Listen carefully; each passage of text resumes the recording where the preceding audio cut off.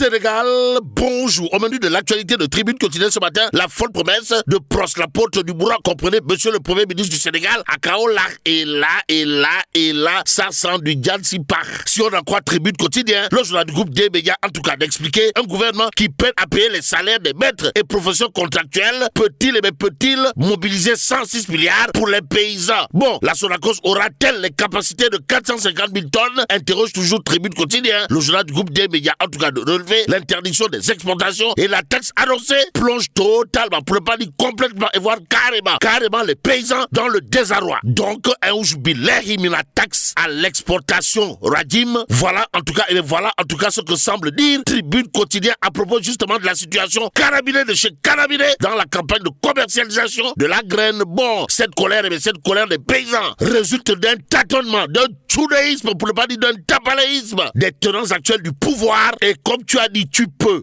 Peut maintenant, pour reprendre une tournure bien de chez les Ivoiriens, l'observateur l'Obs, de relever ce qu'il y a de relever actuellement. De quoi s'agit-il, de graines de la controverse. Et là, il s'agit du pari fou de Pros, la porte du bourreau. Bon, entretien vérité avec monsieur le directeur général de la Sonacos. Et là, Jindan Diagne n'a pas jugé utile de faire le trajet Dakar-Thiès-Kaolack, Kaolack-Thiès-Dakar avant de confier dans l'observateur l'Obs, il y a eu 0 retard de paiement, 0 montant non payé. Nous avions déjà commencé à mobiliser le financement. Bon, déclaration de Ella Jindan Diagne, DG de la Sonacos SA dans l'observateur l'Obs, apprendre saillement ou bâtiment, tout compte fait. Révélation quotidienne à sa une d'évoquer la réaction de Mbaye John ou le digne successeur de Moustapha Niasse, l'enfant de Cœur Badiabel qui n'a jamais fait l'école buissonnière à la tête de l'Alliance des forces de progrès et non du progrès. En tout cas, Mbaye John à la une de Révélation quotidienne doute de la capacité à mobiliser l'argent nécessaire. Ça veut dire quoi?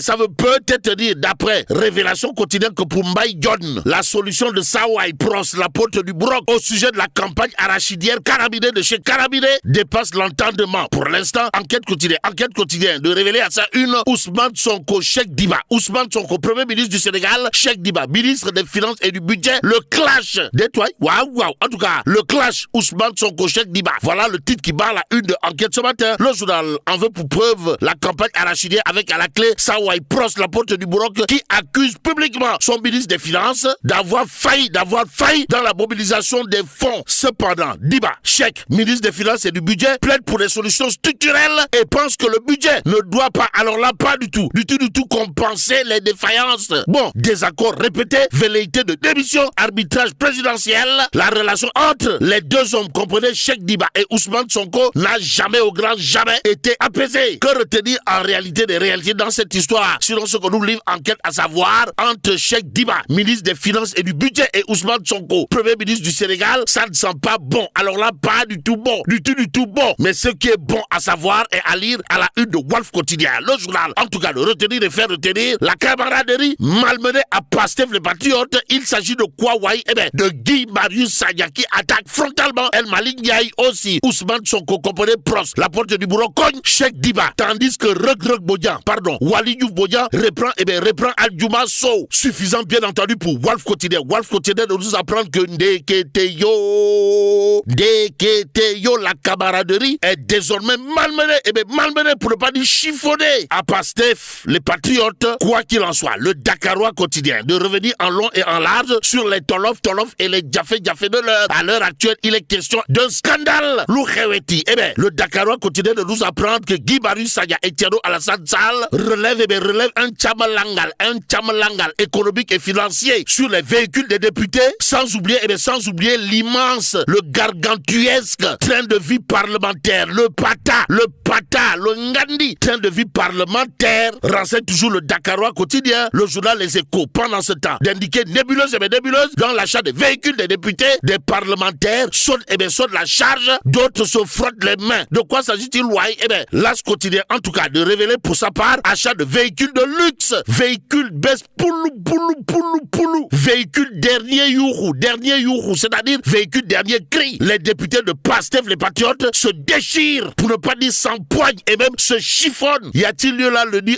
Skei ou Tchei, tout compte fait. Le point actuel, en tout cas, de révéler à sa une, Pastef les patriotes, Diomaye président dans l'administration vers une cohabitation explosive. Bon, Mohamed Mbo relevé de ses fonctions au ministère de l'Emploi pour ses prises de position. Sera-t-il bien entendu un cas d'école? Bon, DG et PCA au rapport potentiel conflictuel. Voilà ce que retient et fait retenir le point actuel à propos justement d'une cohabitation partie pour aller à volo, pour ne pas dire parti pour devenir un rouleau yamba sans précédent dans l'administration entre Pastef les patriotes et Diomaye président. D'où l'interrogation du point actuel. Comprenez, les ministres et les DG sous leur tutelle souffriront-ils les positions antagoniques? En tout cas, Khadija Mahécor Diouf, maire de Golf, avait appelé les autorités à prendre ouvertement position. Et la position des uns et des autres ne souffre aucun doute au regard du titre de l'I quotidien. Le journal, en tout cas, de parler de limogeage de Mohamed Mbo par Moustapha Ndiéké Sarré avant de révéler la coalition Diomaye en ébullition. Bon, on veut appeler toutes celles et ceux qui veulent accompagner le président selon certains membres de la coalition. Aussi, président, le décret vous appartient. Protégez vos soldats qui sont au front. Dixit et Dixit, d'autres renseignent bien entendu l'I quotidien ce matin. Bon, dans cette histoire de Roulo Yamba aux allures de Berebouke Mbam, voire de Lambigolo, bref de Tchokifa et Kher final entre Pastef et Diomaye président, celui qui aura de quoi s'offrir un Sochou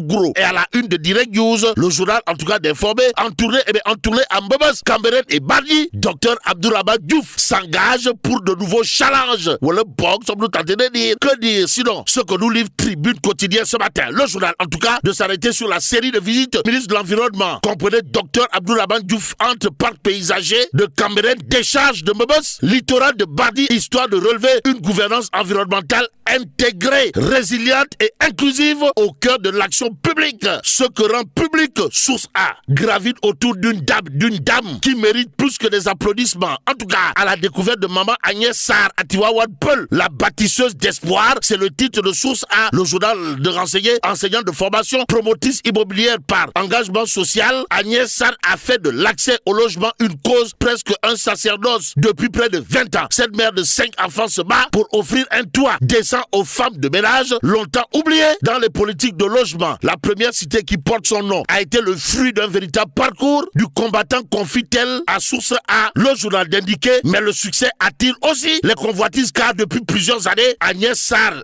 et le GIE Mankobok Liguey qu'elle préside font face à ce qu'ils qualifient de harcèlement foncier. Deux sociétés immobilières revendiquent des terres sur lesquelles elles disposent pourtant de délibération communale. D'où les propos de maman Agnès Sarr, Ali bien entendu dans Source A, à savoir quand je vendais mes terrains à 3 millions, elle vendait à 10 millions. Aujourd'hui que je construis des maisons à 25 millions pour les faibles revenus, elles veulent nous écarter. Personne ne nous a donné ces terres, nous les avons payées de notre propre argent. Nous demandons simplement la protection de l'État. Plaide-t-elle dans Source A, le journal d'ajouter face à cette situation, la promotrice sociale, à l'image de cette cité qui porte son nom et celui de certaines femmes enfin sorties de la précarité, lance un appel solennel à Bassirou Djaher Diomaye Faye, dont elle salue la volonté affiché de mettre fin à l'accaparement foncier. En attendant, l'évidence quotidienne parle d'éducation, santé et développement. Pourquoi faire? Pour nous dire le bilan de baragaï social face aux défis du terrain. Pendant ce temps, l'évidence quotidienne parle d'enseignement et de santé, histoire de nous indiquer le Sénégal, le Sénégal forme, l'étranger recrute. Bon, terminons avec le quotidien ce matin. Le journal lui révélait à sa une enlèvement de la fresque de Pape Ibra Tal, polémique murale à Thiès. Bon, le ministre de la Culture accable le maire. Babacar Diop réagit en parlant de réhabilitation de l'œuvre. Et là, Bon, que Dieu préserve le Sénégal.